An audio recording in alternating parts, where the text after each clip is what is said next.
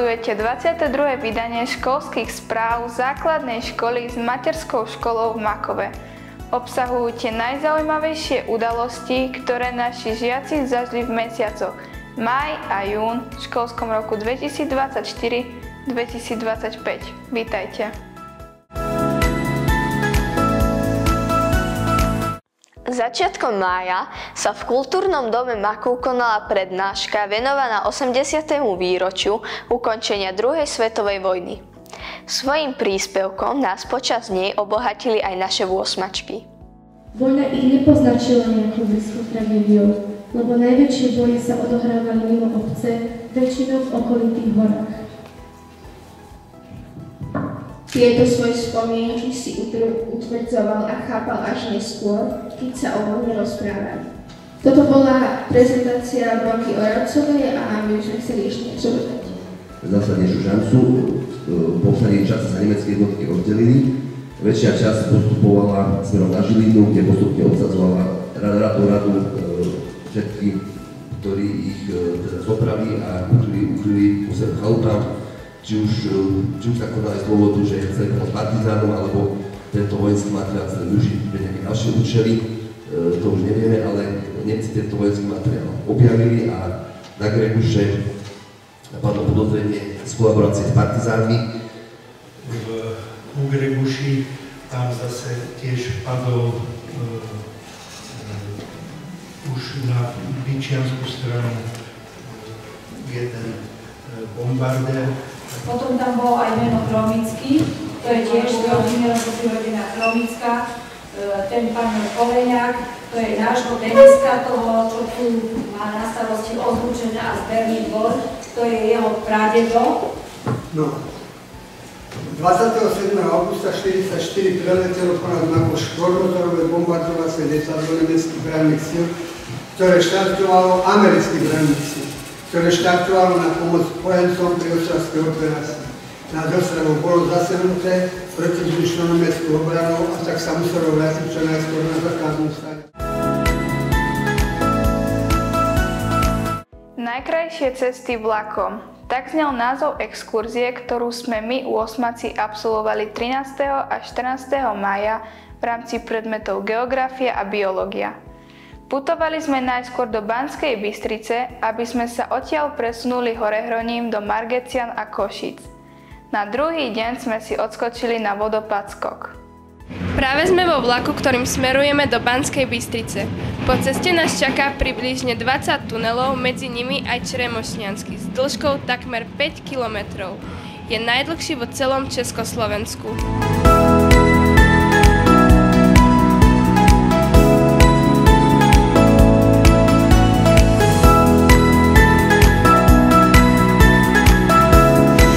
Toto je už vlak, čo nás vezie Horehroním, teda južnou stranou Nízkych Tatier.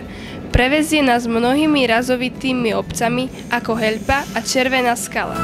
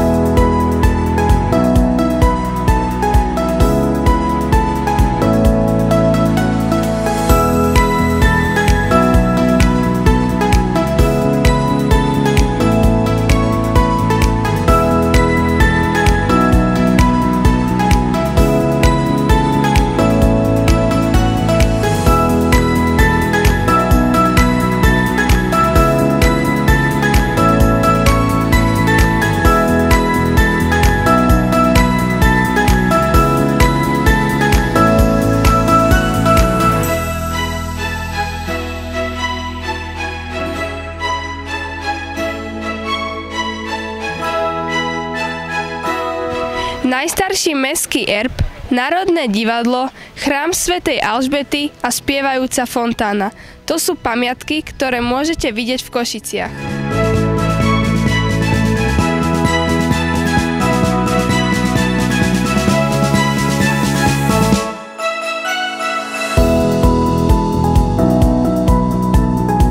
Je streda ráno a my cestujeme zubačkou na Štrbské pleso, odkiaľ pôjdeme na vodopád Skok.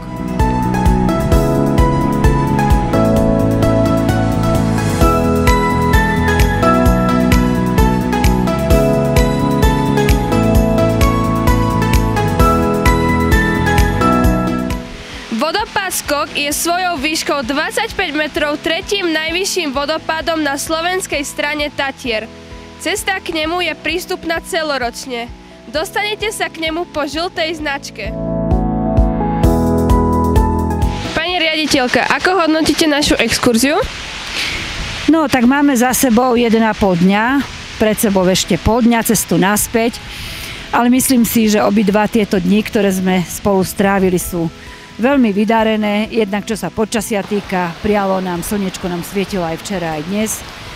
Prešli sme Horehroním, vláčikom do Košíc, pozreli ste si najkrajšiu pamiatku, námestie, no a dnešná túra na vodopád Skok patrí medzi tie najatraktívnejšie vo Vysokých Tatrách. Je to taká nenáročná túra, takže ja to hodnotím po všetkých stránkach, že sme to asi vybrali dobre, zvládli a už len pekne vrátiť sa domov šťastne naspäť. A akí boli žiaci? No Nelka, akí ste boli? Potešilo ma, že mnohí odpovedali, že tu ešte neboli, takže som spokojná, že sme vybrali také miesto, ktoré vám teda niečo dá, že sme vybrali miesto, ktoré vidíte prvýkrát. Aj čo sa týka Košíc, že ste celkom so záujmom počúvali, dávali pozor. Pán učiteľ porozprával veľmi veľa zaujímavých vecí, prínosných pre vás. Takže po tejto stránke hodnotím, že sme vás snáď obohatili, lebo ste počúvali. No akurát večer ste boli trošku ospali, tak to ma prekvapilo, že ste sa tak skoro vybrali do postielok a veľmi skoro ste sa uložili. Pani učiteľka, ako hodnotíte našu exkurziu? No už myslím, že táto dvojdňová exkurzia bola super. Prvý deň sme sa dostali, aj keď nie pešo, ale vláčikom, vďaka železniciam Slovenskej republiky, na také miesta Horehronia, ktoré veľa z nás vôbec nikdy nenavštívilo. Takže to bolo poznávajúce a bolo to niečo také, že ešte sme to nezažili. No a čo sa týka druhého dňa, tak by som mohla za obidva dni teda povedať, že vlastne všetko ten program, ktorý pán učiteľ navrhol, sme splnili, dokonca aj špeciálne úlohy, ktoré pán učiteľ vymyslel pre každého jedného, všetky boli splnené.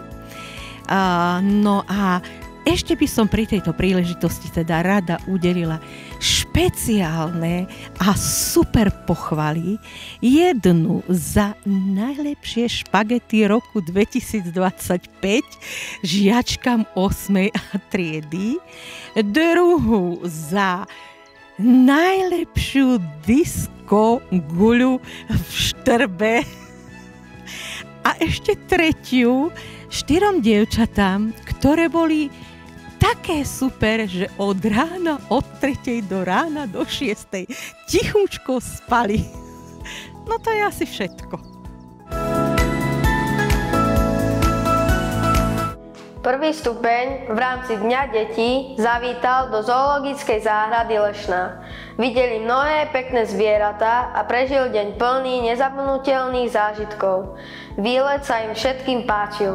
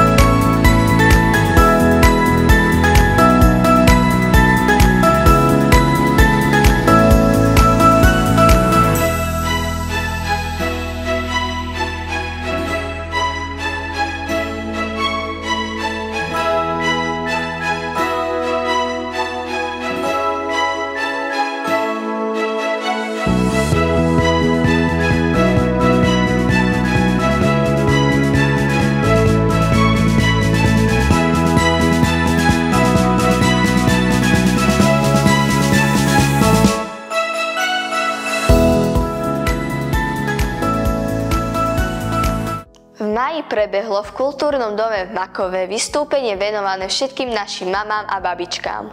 Svojím vystúpením nás obohatili aj žiaci zo základnej školy, ktorí navštevujú folklórny súbor Makovníček, prípadne súkromnú základnú umeleckú školu Svrčinovec. Nezabudnime ani na školkárov.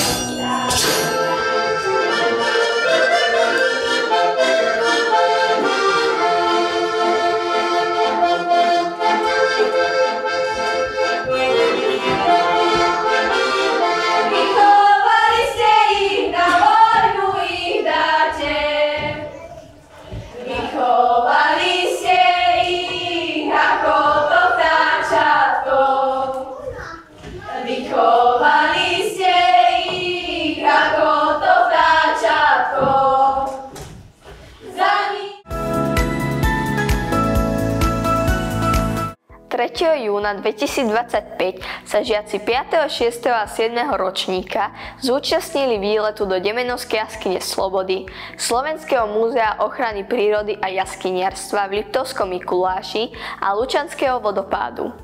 Tento výlet plný zážitkov a nových poznatkov sme si všetci užili.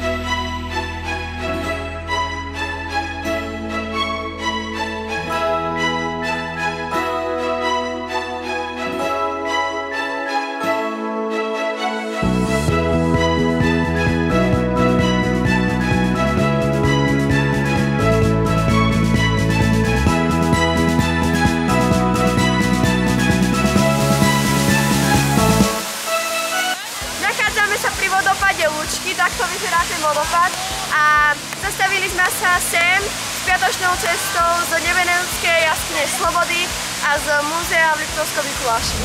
Čo sa ti najviac páčilo na dneskajšom výlete?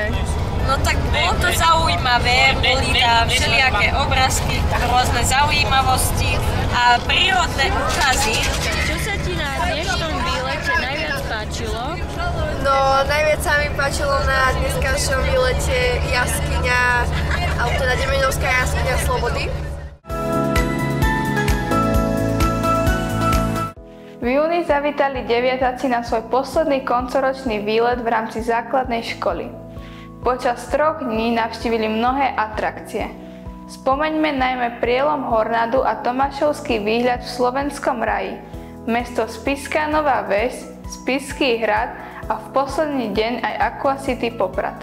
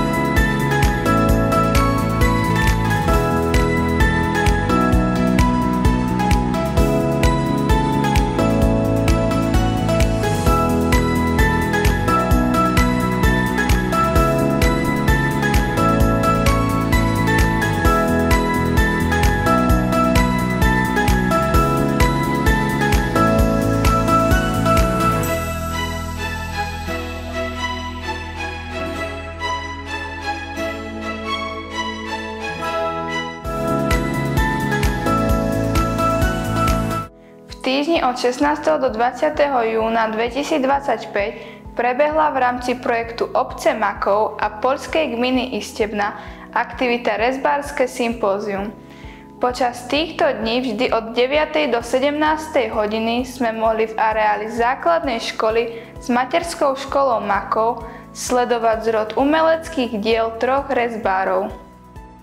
Srdečne vás vítam na Suchárskom sympóziu, ktoré je súčasťou projektu Makov Istebna spoločne, tradične, spolufinancovaný Európskou úniou v rámci programu Interreg Poľsko-Slovensko 2021-2027.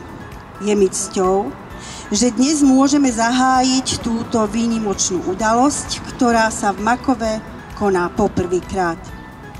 Tieto diela niekde vznikajú, majú svoj príbeh, vznikajú za zvuku obrábacích nástrojov v dielňach.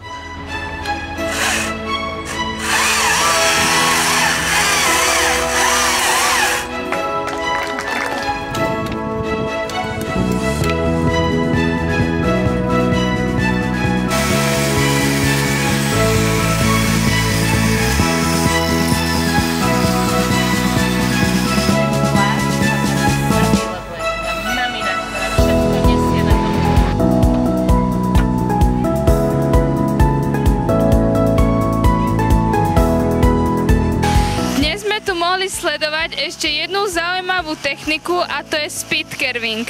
Za hodinu práce s motorovou pílou vzniklo toto nádherné dielo.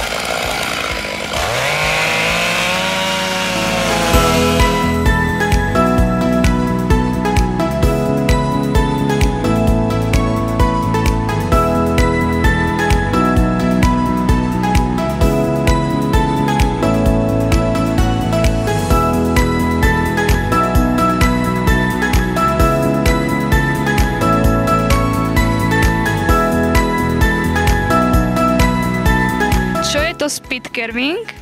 Speed carving v preklade speed znamená rýchlosť, carving znamená oblúk, takže je to rezba na rýchlosť. Ako dlho sa venujete tejto tvorbe? 9 rokov to bude. Čo zobrazuje vaše dielo? Dielo zobrazuje sochu sovy, teda lepšie povedané víra. Aký materiál najradšej používate? Najradšej režem z dubu. Je to najtrvácnejší, najlepší materiál. Najľahšie sa napríklad reže z topoľa alebo z lipy, lebo sú to mäkké dreviny.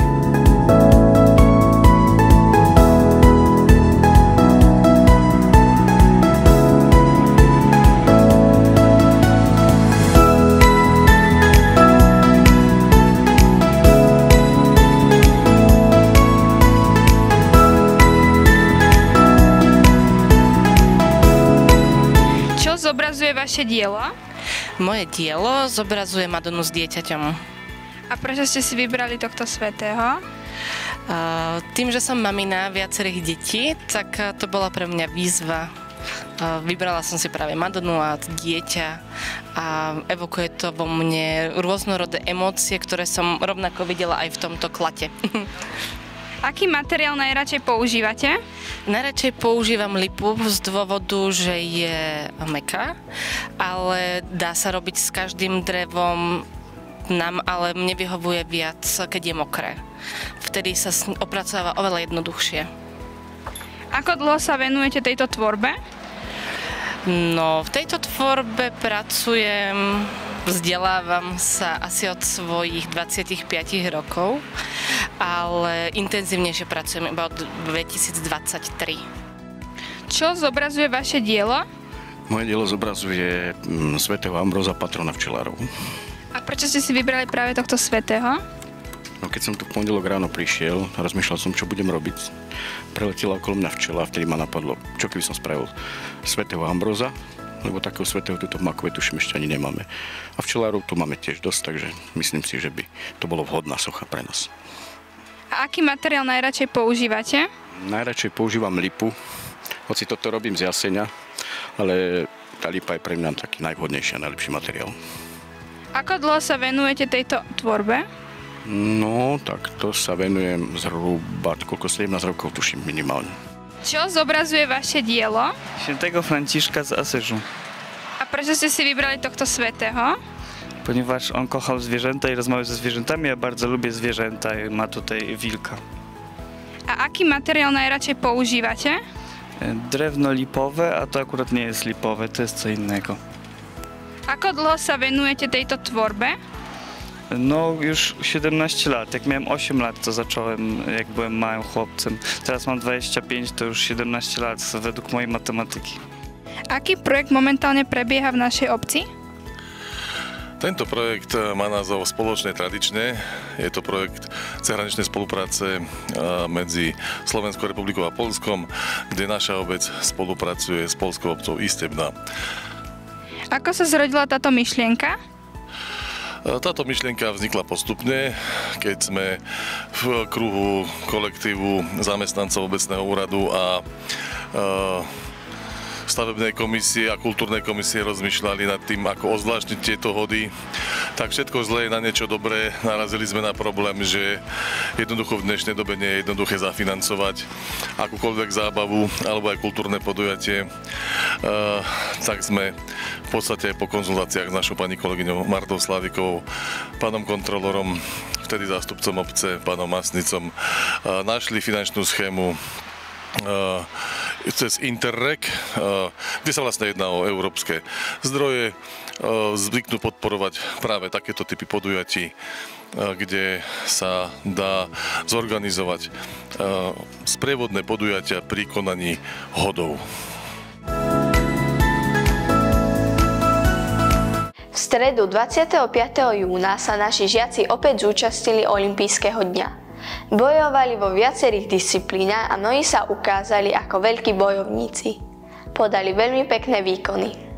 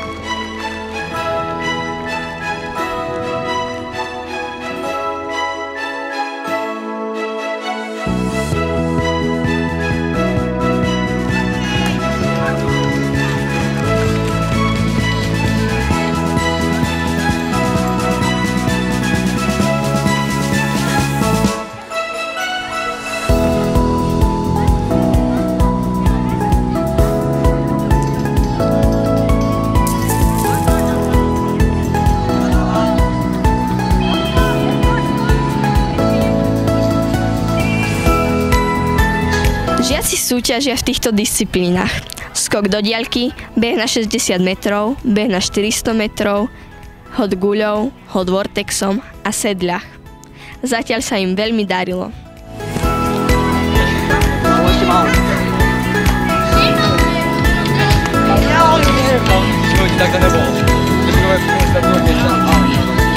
Ahoj, aká disciplína sa ti najviac páčila?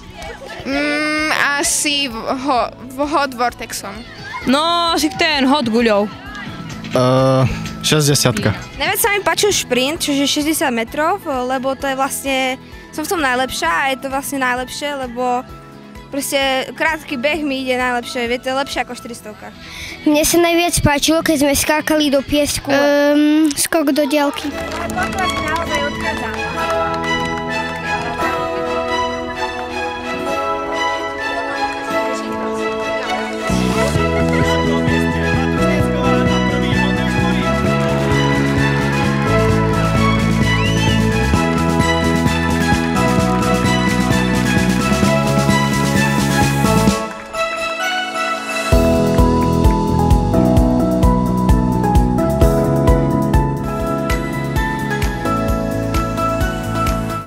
Piatok 27.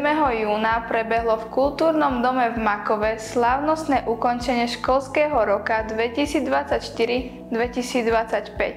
V úvode nás pozdravila pani riaditeľka a pán starosta. Neskôr boli ocenení najúspešnejší žiaci a v samom závere sa s nami rozlúčili deviataci. Všetkým prítomným sa ich program veľmi páčil. Na pomyselnej osi času začínajúcej 1. septembrom a končiacej posledným júnom sme sa posunuli do jej posledného bodu. Dnes vám vaši triedni učitelia odovzdajú vysvedčenia. Dnes je ten bilančný čas, kedy si preberiete svoje hodnotenia.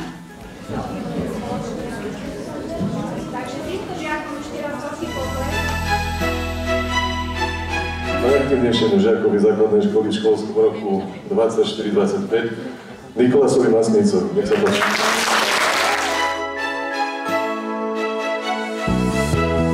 Pán starosta už naznačil, že z našej školy odchádza pani učiteľka Mrkvová. Takéto vysvedčenie za celoživotnú kariéru, za celoživotnú pedagogickú činnosť.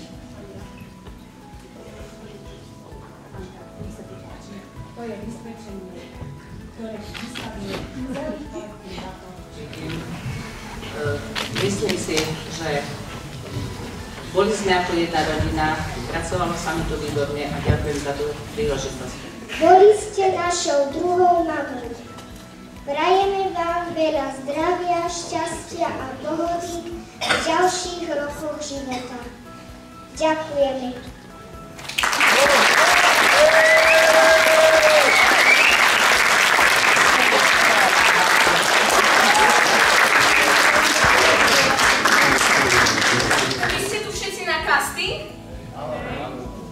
Prosím vás, rýchlo, nestíhame. 9. A má talent. Naši súťažiaci dnes prišli okúsiť šťastie. Predstavia sa vám naozaj v plnej parade. Pani Janka, dúfate dnes aj v nejaké folklórne číslo? No, o tom nepochybujte. Celý život sme tu vyspevovali, tancovali, trepčili, tak predpokladám, že tie talenty nejaké sa nájdú.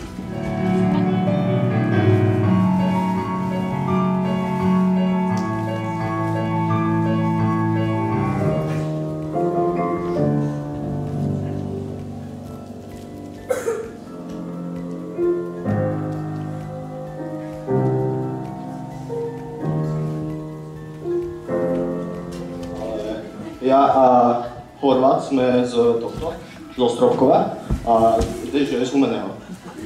Áno, vy ste taký...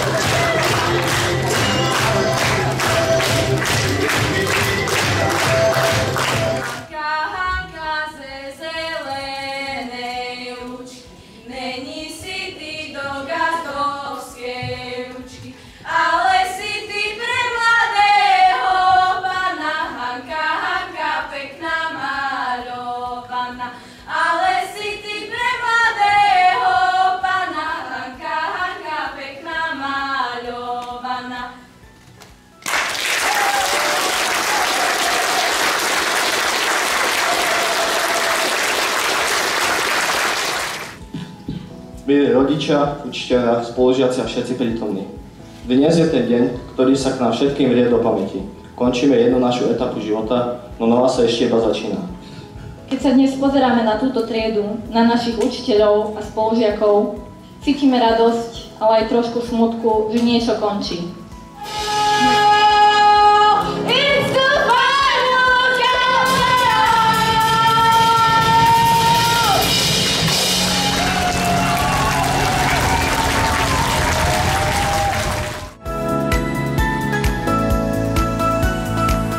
To bolo z dnešných správ všetko. Ďakujeme vám za pozornosť a už sa tešíme na ďalšie stretnutie s vami pri ich 23. vydaní. Dovidenia.